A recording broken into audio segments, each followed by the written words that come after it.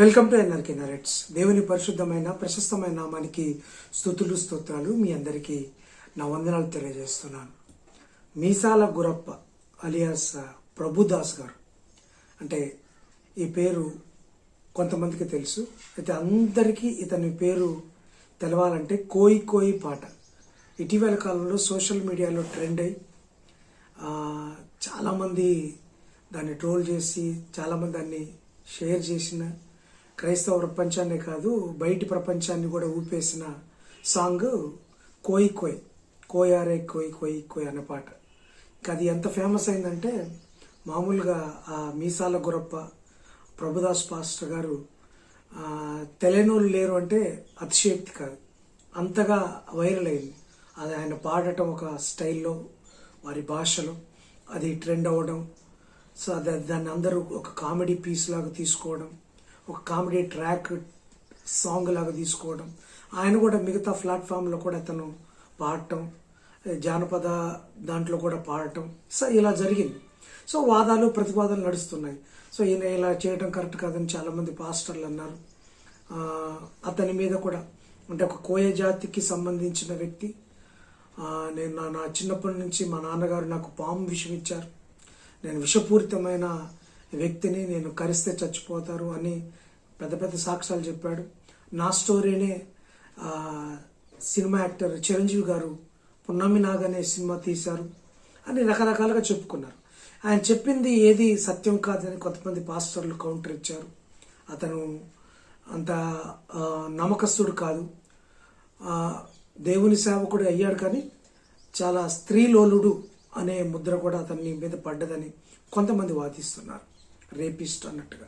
So ఇవన్నీ పెడితే, so అవి నిజమా కాదా అనేది పక్కన పెడితే, ఇప్పుడు ఆయనపై వచ్చిన విమర్శలను మనం ఆయన్ని పిన్ పాయింట్ చేయడానికి కాదు, కానీ ఈ కోయి కోయి పాట ప్రాచుర్యంలోకి లేకపోతే ఫేమస్ అవడానికి కారణమైన ఈ మీసాల గురప్ప గారు ప్రభుదాస్ గారు పాస్టర్ గారు ఇప్పుడు జబర్దస్త్ అనే కామెడీ ప్రోగ్రాంలో ఆదివారం వచ్చే కామెడీ ప్రోగ్రామ్స్ వారు ప్రతి పండగ చేసుకునే ఒక ఈవెంట్లో పాల్గొని అందులో పార్టిసిపేట్ చేశారు ఈ కోయి కోయి పాట మీద. అక్కడ ఈ అల్లరితో కూడిన ఆటపాటల్లో లోకానుసారమైన ప్రోగ్రాంలో, లోకానుసారమైన శరీరానుసారమైన ప్రోగ్రాంలో ఇతను అంటే ఒక సేవకుడుగా అనిపించుకుంటూ అనేక మందికి సాక్ష్యం చెప్పుతూ అనేక మందికి బైబిల్ గ్రంథాన్ని బోధిస్తున్న ప్రభుదాస్ గారు అలియాస్ మీసాల గురప్ప గారు మరి అక్కడికి వెళ్ళి వారి మధ్యలో ఉంటూ వారిని అక్కడ ఉన్న కొంతమందిని తోటి ఆటపాటలు చేస్తూ డ్యాన్స్ చేస్తూ ఉన్నారు. మరి ఇది ఎంతవరకు కరెక్ట్ అండి? సో అతని మీద వచ్చిన ట్రోల్స్ కానీ, అతని మీద వచ్చిన విమర్శలు కానీ, ఆయన చెప్పిన సాక్ష్యం కానీ ఇవేమి కాదు, ఇది కాస్త పక్కన పెట్టండి. ఒక సేవకుడు అయిన నువ్వు లోకం నుంచి వేరుపరుచుకున్న మీరు, దేవుడు ఏర్పరచుకున్నారని ఘంటాపదంగా చెప్తున్న మీరు ఇప్పుడు లోకానుసారమైన ఆ ప్రోగ్రామ్స్కి అక్కడికి వెళ్ళి ఎలా వెళ్తారండి? ఏ మనస్సాక్షి చెప్తుందండి? మీకు తెలియదా? మీరు బోధించే ఉంటారు కదా.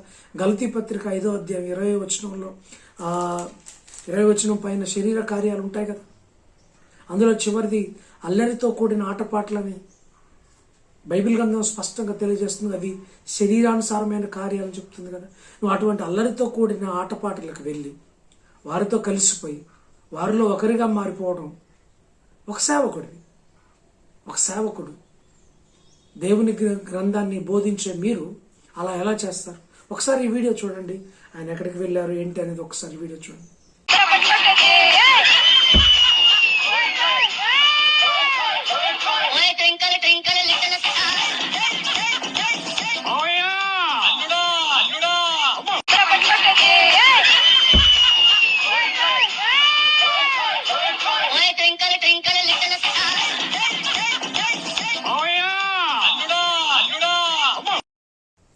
ఈ వీడియో చూసిన తర్వాత ఇప్పటి వరకు అతని మీద ఉన్న కొంచెం సాఫ్ట్ కార్నర్ కూడా, అంటే కొన్ని నమ్మదగినవిగా లేవు ఆయన చెప్పే మాటలు కానీ ఆయన చెప్పే సాక్ష్యాలు.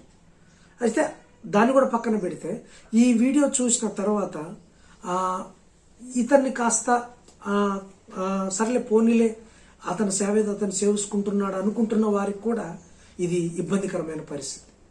ఎందుకంటే బైబిల్ గ్రంథాన్ని ఎవరైతే అర్థం చేసుకుంటారో, బైబిల్ గ్రంథాన్ని ఎవరైతే పాటిస్తారో వారికి ఇది రుచించదు. ఎందుకంటే we are separated from the world. అంటే మనము లోకం నుంచి వేరైన వారు. క్రైస్తవులు అంటేనే, విశ్వాసులు అంటేనే లోకం నుంచి వేరుపడ్డవారు. ఇక లోకంతో మనకు పొత్తు లేదు, లోకానుసారమైన విషయాలతో మనకు ఎంత మాత్రమూ పొత్తు లేదు. కానీ లోకం నుంచి వేరై అందులో దేవుడు పిలుచుకున్నాడని సేవకని చెప్పుకుంటున్న మీరు ఇలా లోకానుసారమైన, లోకరహితమైన, మరి శరీరానుసారమైన ఆ ప్రోగ్రామ్స్లో పాడుతూ ఆడుతూ ఆ డబుల్ మీనింగ్ డైలాగులతో, ఆ కుప్పిగంతులతో, ఆ యొక్క ఇబ్బందికరమైన పరిస్థితుల్లో మీరు ఎలా పాల్గొంటారు? ఒకసారి ఆలోచించండి. ఇది మీకు సమ్మతమేనా? ఇది మీకు సమ్మతమేనా? దేవుడు మిమ్మల్ని గద్దించలేదా? ఏ ఆత్మతో వెళ్తున్నారు? నా ఆత్మ లేనివాడు నా వాడు కాదు అంటే ఇప్పుడు కింద ఆత్మఫలములు ఉన్నాయి. ఆత్మఫలములు నువ్వు ఫలించే వ్యక్తివి అయితే ఇలాంటి శరీర కార్యాల దగ్గర కిందకి వెళ్తావు. లోకానుసారమైన విషయాల్లో ఎందుకు నువ్వు పాల్గొంటావు? చాలామంది, కొంతమంది పాస్టర్లు వాళ్ళు వీళ్ళు చెప్పారు. ఆ నీల్ రాజు బ్రదర్ గారు కానీ మరొక కొంతమంది చెప్పారు, ఇతను సేవకుడు కాదు, సేవకుడి ముసుగులో ఉన్న దొంగ, రేపిస్టు, నా దగ్గర రుజువులు ఉన్నాయని నీల్ రాజు గారు చెప్పారు. సరే, అవన్నీ పక్కన పెడదాం. సో ఇటువంటి విమర్శలు ఉంటున్న ఈ తరుణంలో మీరు ఇలా ప్రవర్తించడం, ఇలా ఇబ్బందికరమైన ప్రోగ్రామ్స్కి వెళ్ళడం, ఇంకా రేపు ఎక్కడికైనా బిగ్ బాస్ కూడా వెళ్తారా? మా టీవీ వారు అనుకుంటా బిగ్ బాస్ ప్రోగ్రామ్స్ నడిపిస్తుంటారు, నాగార్జున గారు హోస్ట్ చేస్తుంటారు. అందులో కూడా వెళ్ళండి, ఇక ఒక పాస్టర్ కంటెస్టెంట్లో పాస్టర్గా. ఇక ఆ తర్వాత ఇంకా ముందు కూడా వెళ్తారు కదా. మీరు జబర్దస్త్ ఇలాంటి ఈటీవీ ప్రోగ్రామ్స్కి వెళ్ళినప్పుడు ఇంకా బిగ్ బాస్కి వెళ్ళకపోవడానికి కారణం సీరియల్స్ కూడా నటించండి. మీరు మంచి నటన ఉన్నట్టుగా అర్థమవుతుంది. మీరు సీరియల్స్లో కూడా యాక్ట్ చేయండి. ఇక లోకానుసారంగా మారిపోండి. ఏంటండి ఈ పిచ్చి పని? ఏంటండి ఈ పిచ్చి పని? సేవకుడు అని చెప్పుకుంటున్న మీకు ఇది ఎంత మాత్రం తగదు.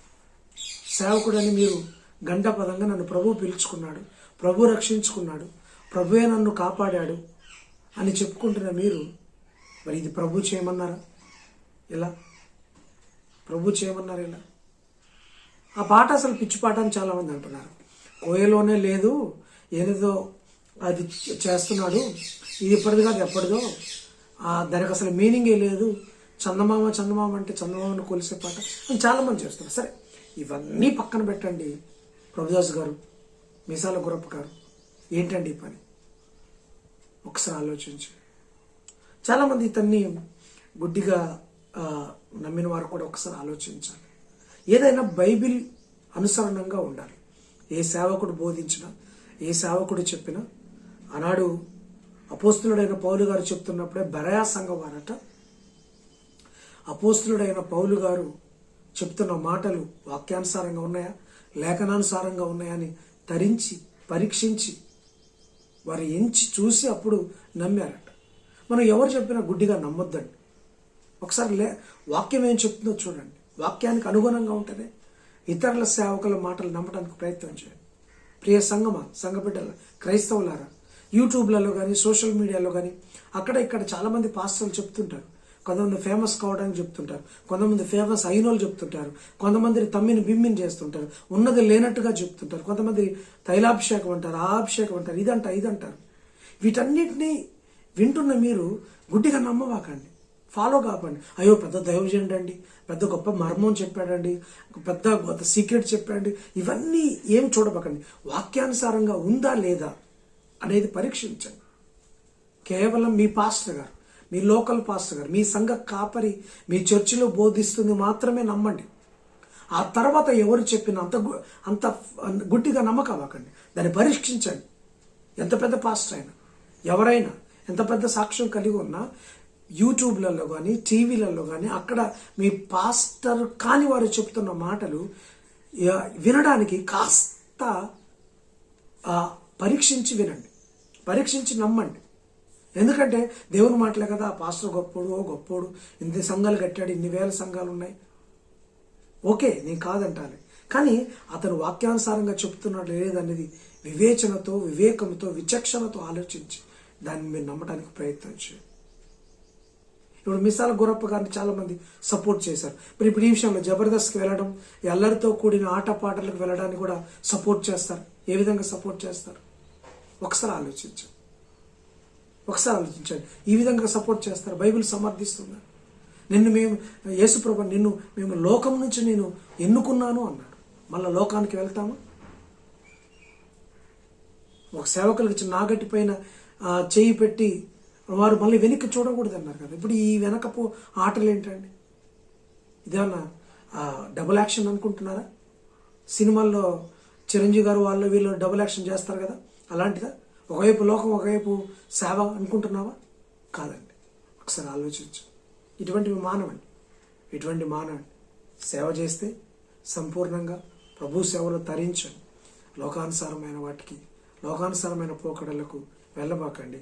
బైబిల్ని ఇబ్బంది పెట్టబాకండి. బైబిల్ చెప్తున్న వాక్యాలను వక్రీకరించకండి. మీకు మంచి మారు మనసును దేవుడు అనుగ్రహించును గాక. God bless you.